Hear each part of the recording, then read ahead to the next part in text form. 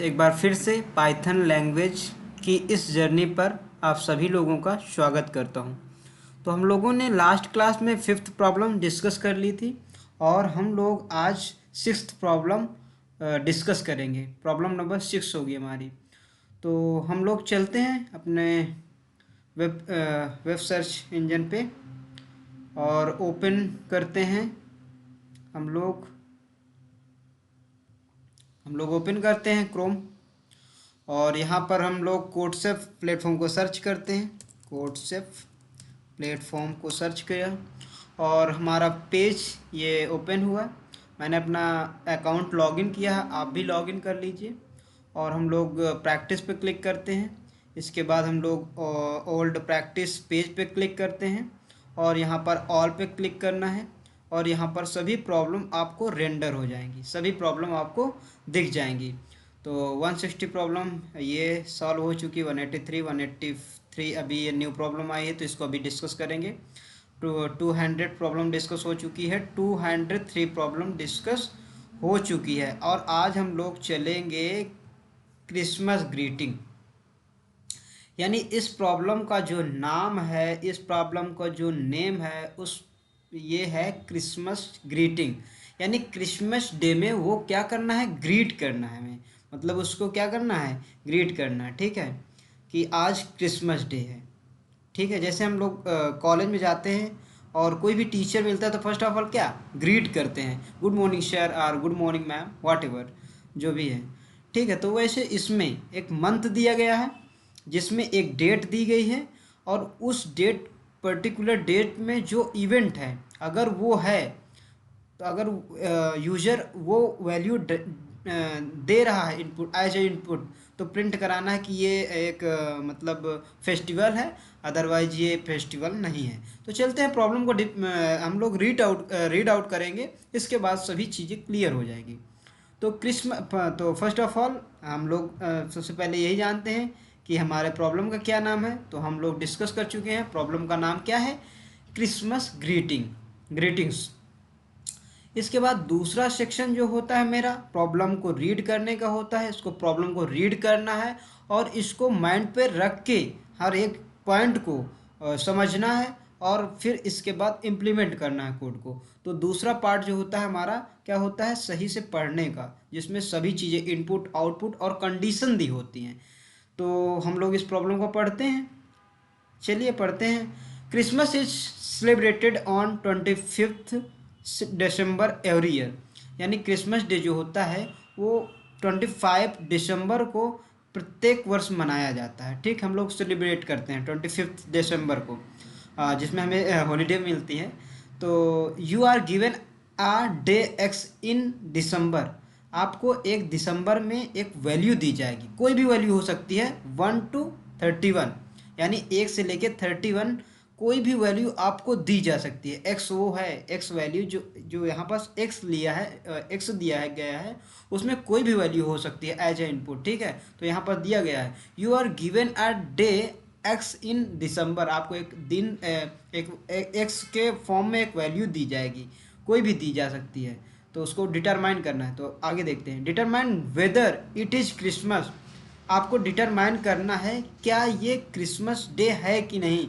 Christmas day का मतलब 25 date of 25, अगर आपकी डेट जो है 25 है तो क्रिसमस होगा, अदरवाइज वो क्रिसमस नहीं होगा। तो यहाँ पर वही लिखा हुआ है, print Christmas if it is Christmas.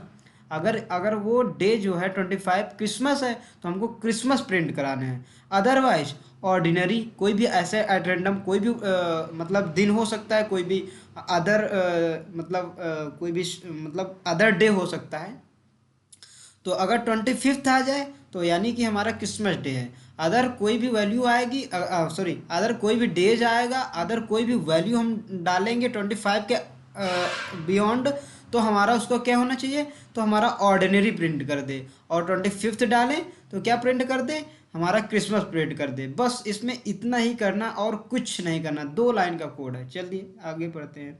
Input में क्या दिया है, इनपुट में दिया गया है the input consist of a single integer x, एक as a input x value को यूजर देगा आपको एक वैल्यू, आपको उसको डिटरमाइन करना है कि ये 25th है तो दिसंबर प्रिंट करना है, दिसंबर प्रिंट होना चाहिए।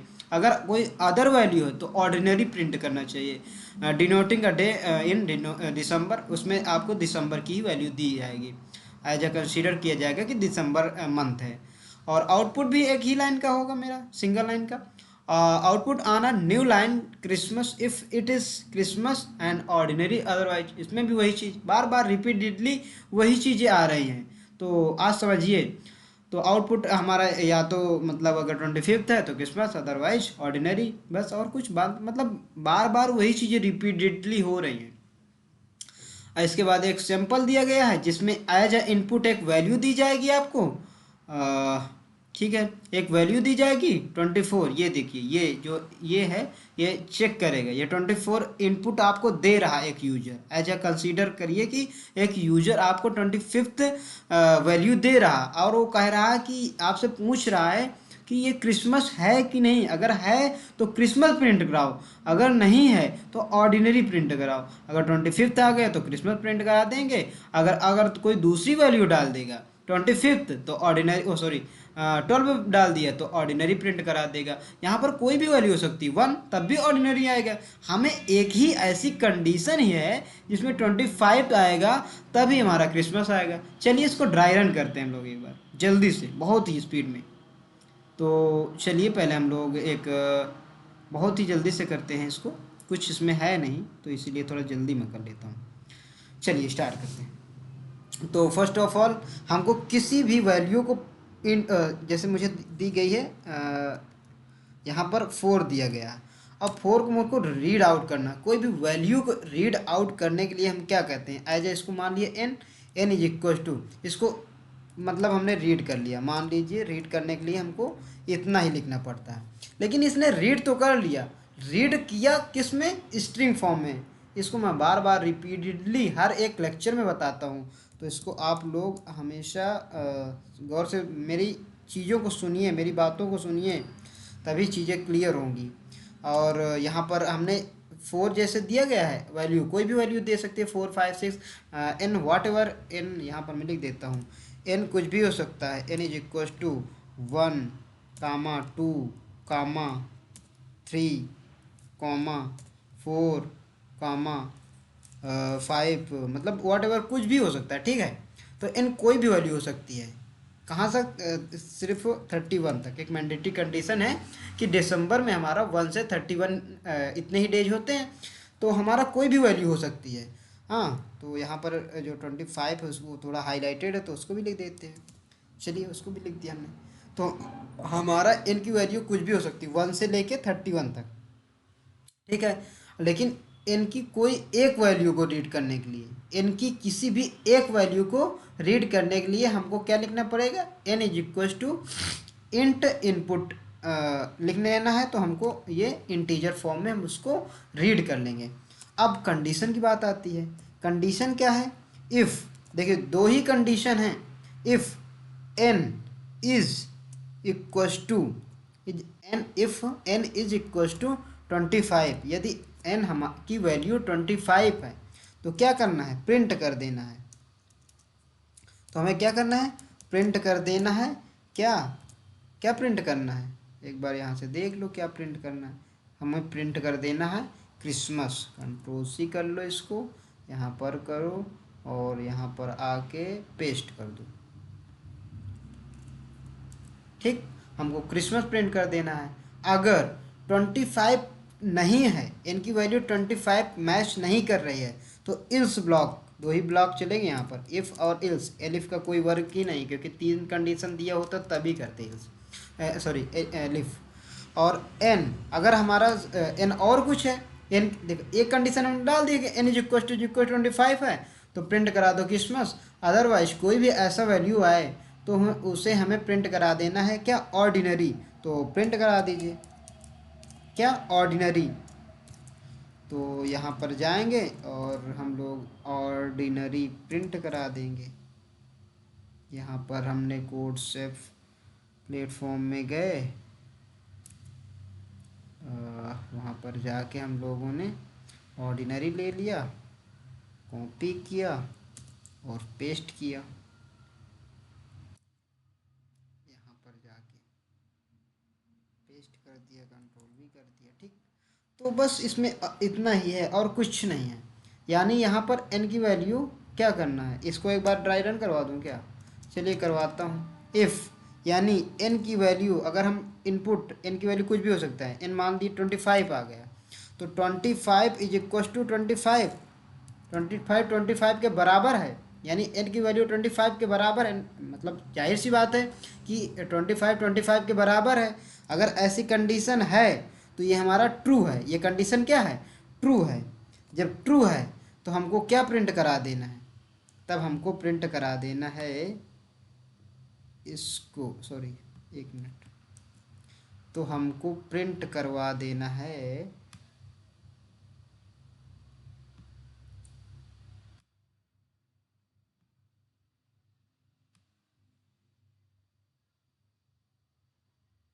तो हमको प्रिंट करा देना है इसे,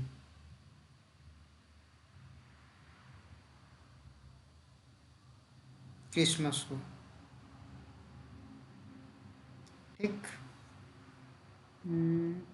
इसको मैं सोच रहा हूँ थोड़ा सा रोटेट हो जाए, और ये हो नहीं रहा है, देखते हैं।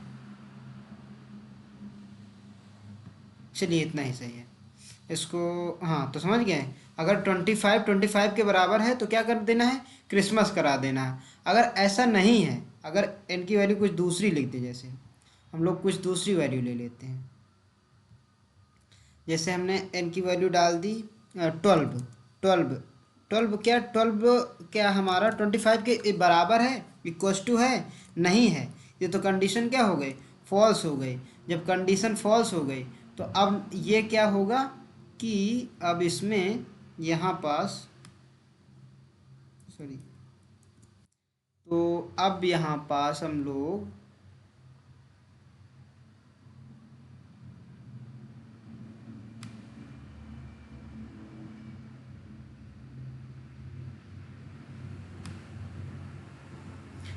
क्या कर देंगे? इसको प्रिंट करा देंगे। क्या कर देंगे? जब 12 हमारा 25 के इज इक्वल टू नहीं है तो प्रिंट करा दिए ऑर्डिनरी। ठीक, काम ख़त्म। अब इसको हम लोग जल्दी से चलते हैं वहाँ पास कोडसॉफ्ट प्लेटफॉर्म पे, और वहाँ पर इस कोड को इम्प्लीमेंट करते हैं, लिखते हैं, राइट करते हैं। तो बस यहाँ पर जाना है, आपको n को लिखना है, n is equal to input, तो इनपुट के साथ इंट दिया जाएगा, तो ये स्ट्रिंग में, ओ सॉरी, इंटीजर में कन्वर्ट कर देगा। और दूसरे कंडीशन में जाते हैं, इफ़ कंडीशन लिखते हैं। इफ़ में क्या लिखना है? n इज इक्वल टू 25 है, तो हमें प्रिंट करा दो क्रिसमस। क्या कर दो? क्रिसमस प्रिंट करा दो। कंट्रोल सी किया, यहाँ पर गए, यहाँ पर कोट्स लगाया, कंट्रोल वी लगाया, इल्स कंडीशन में गए, इल्स कंडीशन में जाके हम लोगों ने लिख दिया क्या?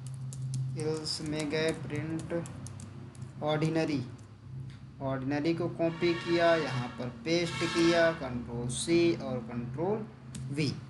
ठीक, एक मिनट, तो ऐसा होगा मेरा, हाँ ये चीज़ हो गई। रन करते हैं इसको हम। रन किए और मैसेज क्या आया? जो मैसेज पॉपअप हुआ है इसका सक्सेसफुली एग्जीक्यूटेड, और सबमिट करते हैं। तो हम लोगों ने सबमिट कर दिया, और सबमिट कर दिया, मेरे सभी टेस्ट केस पास हो रहे हैं। तो ये प्रॉब्लम हमारी हो चुकी है। आई होप सभी चीज़ें क्लियर हुई होंगी, इसमें ऐसा कुछ भी कठिन नहीं। इफ इल्स का क्वेश्चन है, बिल्कुल नॉर्मल है। चलते हैं अगली प्रॉब्लम के पास। अगली प्रॉब्लम हम लोग डिस्कस करते हैं लकी 7। यहाँ पर क्लिक करते हैं और लकी 7 को पढ़ते हैं। लकी क्या लकी 7 है, कैसा लकी 7 है, उसको पढ़ते हैं। चलिए यहाँ पर देखते हैं। चेफ कंसीडर द नंबर, ये देखिए प्रॉब्लम नंबर क्या है, प्रॉब्लम का नाम क्या है? लकी 7। और प्रॉब्लम स्टेटमेंट जो है वो रीड करते हैं यहाँ तक की प्रॉब्लम को। तो पढ़ते हैं प्रॉब्लम को। Chef consider the number 7 lucky, chef consider the number 7 lucky, chef consider करता है कि 7 जो नंबर है वो लकी है। एज अ रिजल्ट, मतलब रिजल्ट के जैसे, he believes the seventh letter he sees on the day is the lucky letter of the day. You are given a string s of length 10 denoting the first 10 letter chiefs are today. What is the chief lucky better letter? मतलब check देखता है, sorry, हाँ, what is the chip lucky letter, मतलब बाद में check करता है कि लकी क्या, सॉरी, लकी है कि नहीं, चिप लकी है कि नहीं। तो ये प्रॉब्लम हो गई, हम लोगों ने इसको रीड आउट कर लिया। और इसका इनपुट वही एक लाइन का है कि the only line of input contain a string S of length 100। उसकी जो स्ट्रिंग की लेंथ है वो 100 है, जो स्ट्रिंग उसको डिनोट किया गया है एस से। इसी तरह आउटपुट, ठीक। और यहाँ पास हमको प्रीसीडिंग दिया गया है, तो प्रीसीडिंग करेंगे सिंपल, ये एक सैंपल दिया गया है, एक प्रीसीडिंग हमको स्ट्रिंग दी गई है। अगर हम प्रीसीडिंग को देखते हैं तो इसमें से हमको जैसे ही हम एज ए इनपुट प्रीसीडिंग को देंगे तो हमें डी प्रिंट होना चाहिए आउटपुट में। और जैसे ही हम सैंपल नंबर 2 अगर हम आउट ऑफ साइड करेंगे तो हमें आई प्रिंट होना चाहिए, ठीक है। तो ऐसा आउटपुट इनपुट होना चाहिए। तो आई होप ये प्रॉब्लम आप लोग पढ़ के आएंगे नेक्स्ट टाइम, और इसी प्रॉब्लम को हम डिस्कस करेंगे, क्योंकि समय का जो मतलब बहुत टाइम निकल जाएगा अगर इसको मैं समझाने बैठा, तो थोड़ा सा समय ज़्यादा हो जाएगा, तो आप वीडियो को स्किप कर देते हैं, देखते नहीं। तो वीडियो को छोटा ही रहने दीजिए जिससे एक एक प्रॉब्लम डिस्कस हो। तो हम लोगों ने इसको पढ़ लिया है, और इसको पढ़ के आप लोग एक बार करिए अपने एंड पर, और हम इस प्रॉब्लम को कल समझेंगे बहुत अच्छे से, कोई दिक्कत नहीं। तो प्रॉब्लम नंबर ये जो हमारी होगी 7 होगी, ठीक है। आप लोग इसको पढ़िए और करिए। तब तक के लिए थैंक यू। आप आई होप सभी पॉइंट्स अच्छे लगे होंगे, ठीक है, ओके।